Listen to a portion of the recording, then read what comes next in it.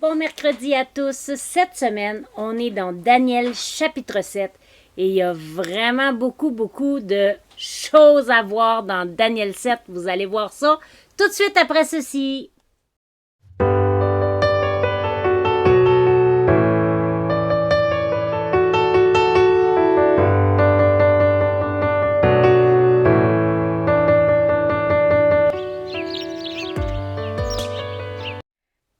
Alors, Daniel 7. Dans Daniel 7, c'est une vision que Daniel a eue et ça se divise en deux. Donc, du verset 1 au verset 16, c'est la vision en tant que telle, et du verset 17 au verset 28, c'est son explication. Et aussi, ça se divise en trois parties. Au verset 2, au verset 7 et au verset 13. Et la phrase clé qui commence comme ça, au cours de mes visions nocturnes, nous aide à délimiter ces trois parties. Alors, allons lire ça ensemble. La première année de Belchazzar, roi de Babylone, Daniel eut un songe et des visions de son esprit pendant qu'il était sur sa couche. Ensuite, il écrivit le songe et raconta les principales choses.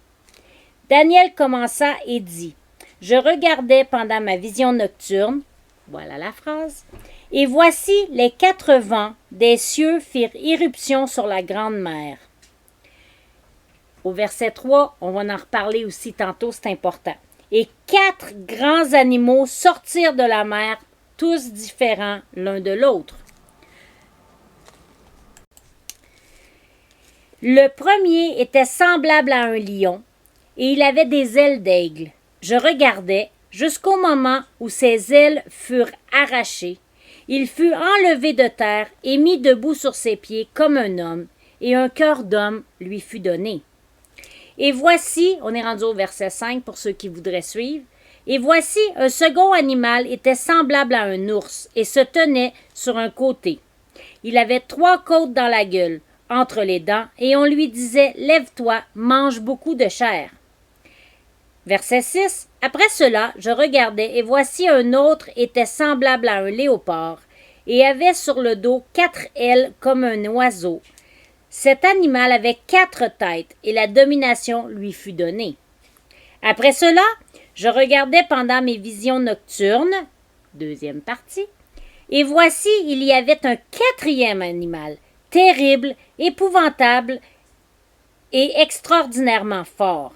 Il avait de grandes dents de fer. Il mangeait, brisait et il foulait aux pieds ce qui restait.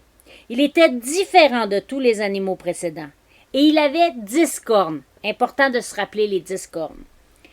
Je considérais les cornes, et voici une autre petite corne sortie du milieu d'elle.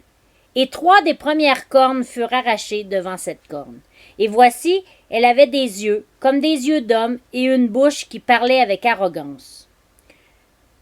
Je regardais pendant que l'on plaçait des trônes, et l'ancien des jours s'assit. Son vêtement était blanc comme la neige, et les cheveux de sa tête étaient comme de la laine pure. Son trône était comme des flammes de feu, et les roues comme un feu ardent. On va arrêter ici, parce que je suis en train de me rendre compte qu'on a dépassé un petit peu ce que je voulais parler à propos des 4 animaux. Alors, pour approfondir sur les 4 bêtes, elles représentent 4 rois qui apparaîtront sur la terre. Le premier, le lion ailé, représente Babylone. Le deuxième, l'ours, représente les Mèdes et les Perses. Et le troisième, le léopard à 4 têtes, représente les Grecs. Le quatrième, la bête indescriptible, représente l'Empire romain. Les 10 cornes, eux, ils représentent 10 rois. Et la petite corne, un autre roi.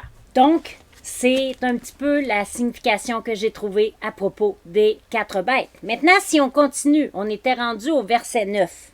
C'est pas vrai, au verset 10. Un fleuve de feu coulait et sortait de devant lui. 1000 milliers le servaient et 10 000 millions se tenaient en sa présence. Les juges s'assirent et les livres furent ouverts. Je regardais alors, à cause des paroles arrogantes que prononçait la corne, et tandis que je regardais, l'animal fut tué. et son corps fut anéanti, livré au feu pour être brûlé. Les autres animaux furent dépouillés de leur puissance, mais une prolongation de vie leur fut accordée jusqu'à un certain temps. Verset 13, on est rendu à la troisième fois. « Je regardais pendant mes visions nocturnes, et voici, sur une nuée des cieux, arriva quelqu'un de semblable à un fils de l'homme. Il s'avança vers l'Ancien des jours, et on le fit approcher de lui. On lui donna la domination, la gloire et le règne, et tous les peuples, les nations et les hommes de toute langue le servirent. Sa domination est une domination éternelle qui ne passera point, et son règne ne sera jamais détruit. » Ici, vous savez bien que le Fils de l'homme, on parle de Jésus, n'est-ce pas? « Moi, Daniel, au verset 15, j'eus l'esprit troublé au-dedans de moi, et les visions de ma tête m'effrayèrent. Je m'approchai de l'un de ceux qui étaient là, et je lui demandai ce qu'il y avait de vrai dans toutes ces choses. Et il me le dit et m'en donna l'explication. » Donc, on voit ici l'explication de ce qu'on parlait tantôt. Ces quatre grands animaux, ce sont 4 rois qui s'élèveront de la terre. Mais les saints du Très-Haut recevront le royaume et ils posséderont le royaume éternellement, d'éternité en éternité. Ensuite, je désirais savoir la vérité sur le 4e animal qui était différent de tous les autres, extrêmement terrible, qui avait les dents de fer et des ongles d'airain, qui mangeait, brisait et foulait aux pieds ce qui restait. Et sur les 10 cornes qu'il y avait à la tête, et sur l'autre qui était sortie de devant, laquelle 3 étaient tombés sur cette corne qui avait des yeux, une bouche, et parlait avec arrogance, et une plus grande apparence que les autres. Verset 21. Je vis cette corne faire la guerre aux saints et l'emporter sur eux, jusqu'au moment où l'Ancien des jours vint donner droit aux saints des Très-Hauts. Et le temps arriva où les saints furent en possession du royaume. Il me parla ainsi. Donc, on a ici l'explication encore. Le 4e animal, c'est un 4e royaume qui existera sur la terre, différent de tous les royaumes et qui dévorera toute la terre, la foulera et la brisera. Les 10 cornes maintenant, ce sont 10 rois qui s'élèveront de ce royaume. Un autre s'élèvera après eux. Il sera différent des premiers, il abaissera 3 rois. Il prononcera des paroles contre le Très-Haut. Il opprimera les saints du Très-Haut. Il espérera changer les temps et la loi. Et les saints seront livrés entre ses mains, pendant un temps, des temps et la moitié d'un temps. Puis viendra le jugement. On lui ôtera sa domination qui sera détruite et anéantie pour jamais.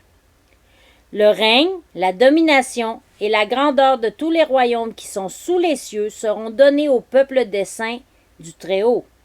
Son règne est un règne éternel et tous les dominateurs le serviront et lui obéiront.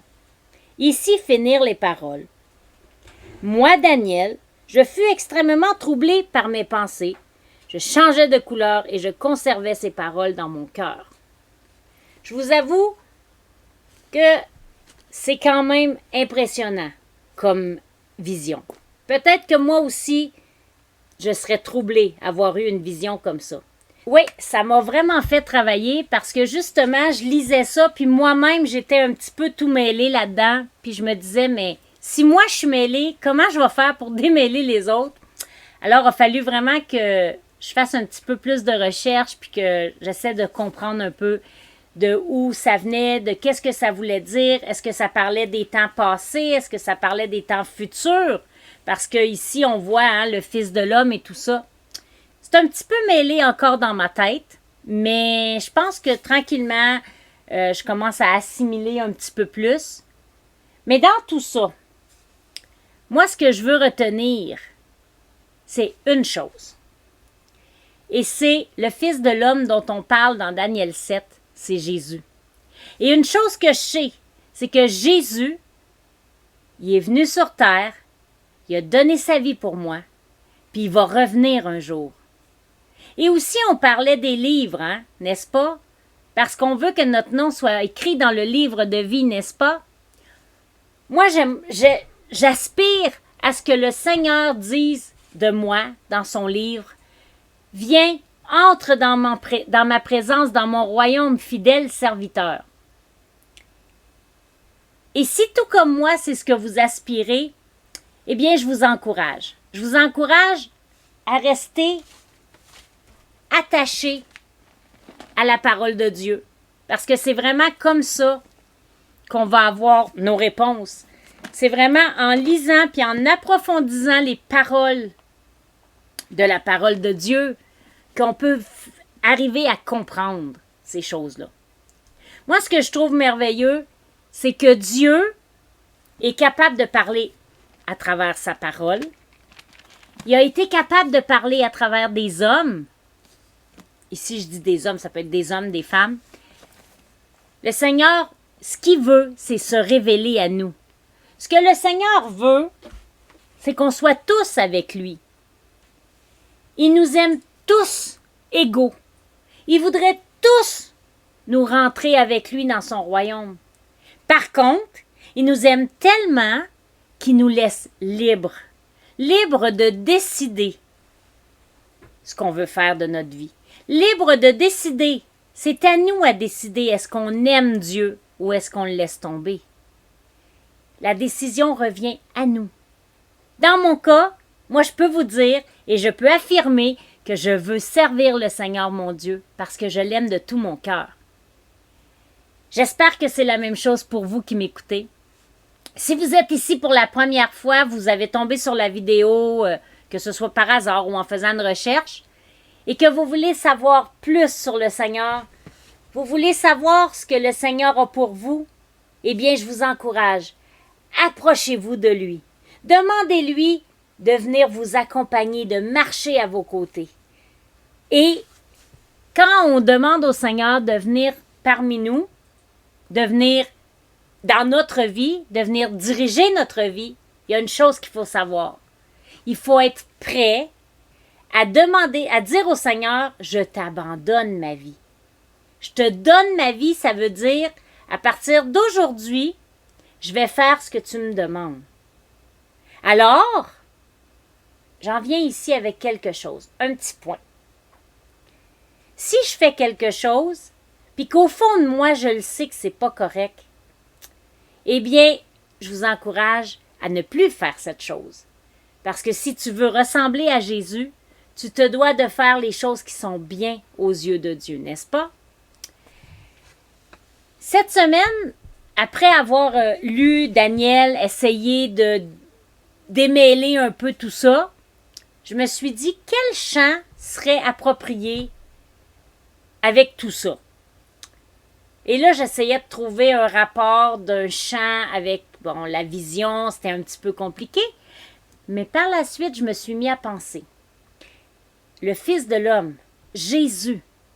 Et là, je me suis mis à penser, qu'est-ce qu'on pourrait chanter pour nous approcher de Jésus? Eh bien, on continue avec ce chant-là, le nom merveilleux de Jésus. Je vous invite à chanter avec moi. C'est pour ça qu'à chaque semaine, j'essaie de trouver des chansons qui ont les paroles, comme ça vous pouvez suivre. Et on revient tout de suite après.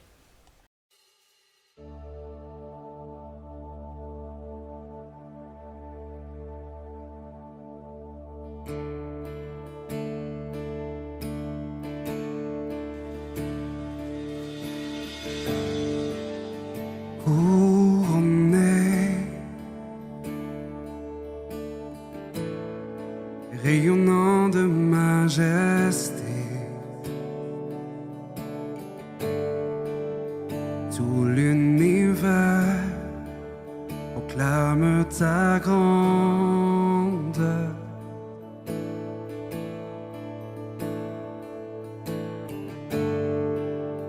Glorifié par les anges prosternés,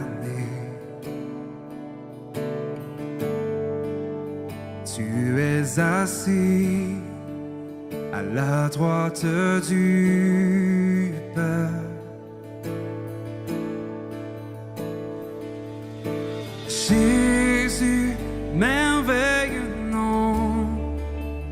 qui est semblable à toi, ô Dieu. Jésus, précieux nom, est digne d'hommage.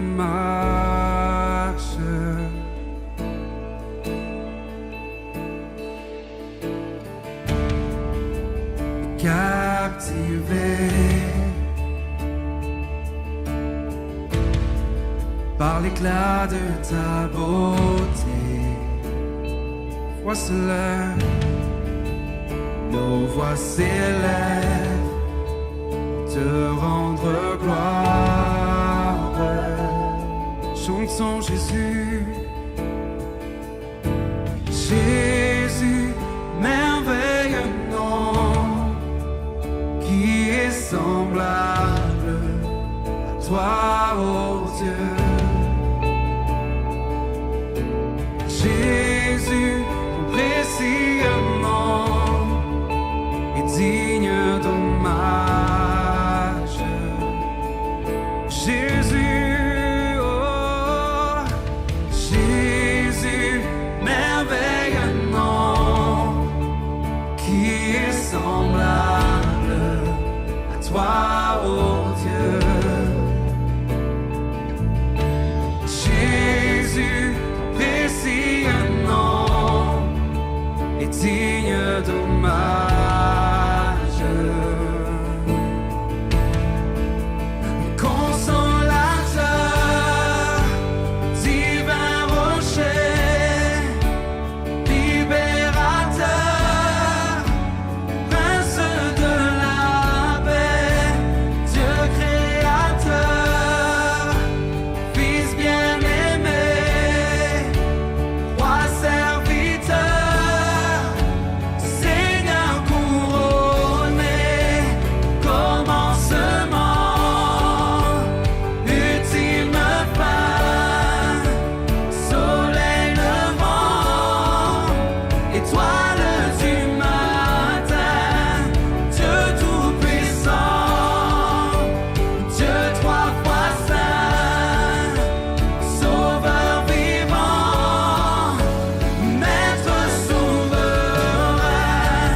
Oh, oh,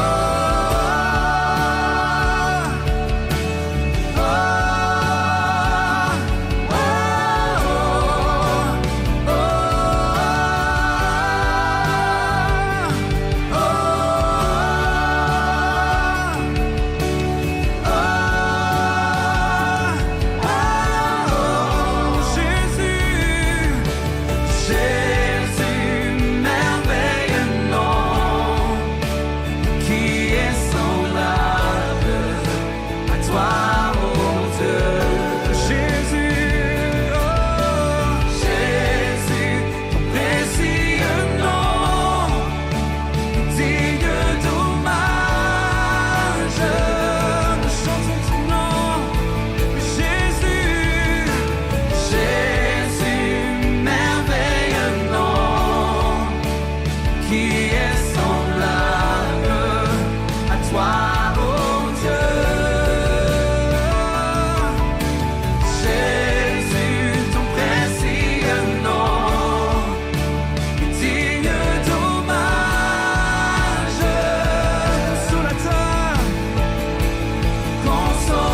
Consolateur, divin rocher, libérateur, prince de la paix, Dieu créateur, Fils bien-aimé, roi serviteur, Seigneur couronné, commencement,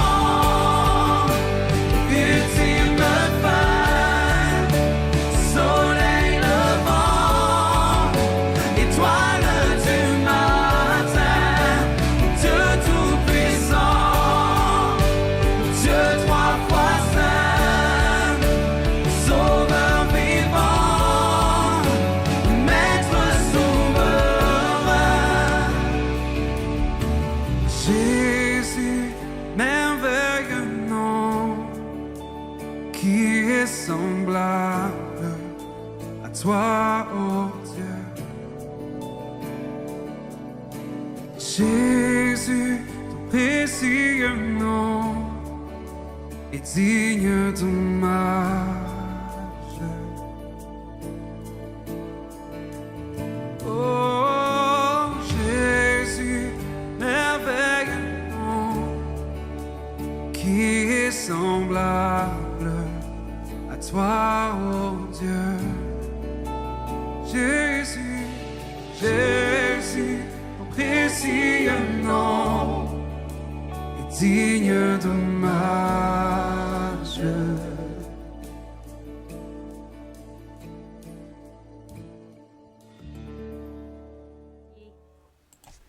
Alléluia. Seigneur Jésus, oui, merveilleux nom.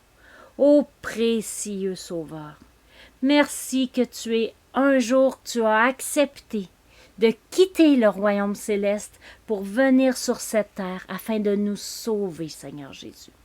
Merci pour ce geste que tu as fait pour nous. Et oui, tu es un consolateur, tu es un Dieu vivant. Et merci, mon Dieu, pour tout ce que tu fais pour nous, Seigneur. Nous voulons t'élever, Jésus. Nous voulons te glorifier et te dire encore merci. Merci et merci. Alléluia. Seigneur, je te prie que tu puisses bénir les gens à la maison,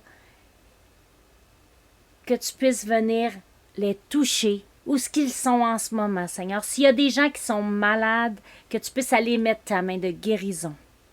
Seigneur, je ne connais pas les situations des gens qui écoutent aujourd'hui, mais toi, tu les connais. Parce que toi, tu es là partout, en tout temps. Et pour toi, 1000 ans, c'est un jour et un jour, c'est 1000 ans. Il n'y a pas de temps, de limitation de temps. Toi, tu es là en tout temps, dans toutes nos circonstances. C'est pas toi qui s'éloigne de nous, c'est nous qui s'éloignons de toi. Alors, Seigneur, je veux te remercier et je veux te demander de m'aider à rester tout près de toi, Seigneur. Approchons-nous de Dieu. Restons à ses côtés. Alléluia. Merci, Seigneur. Amen.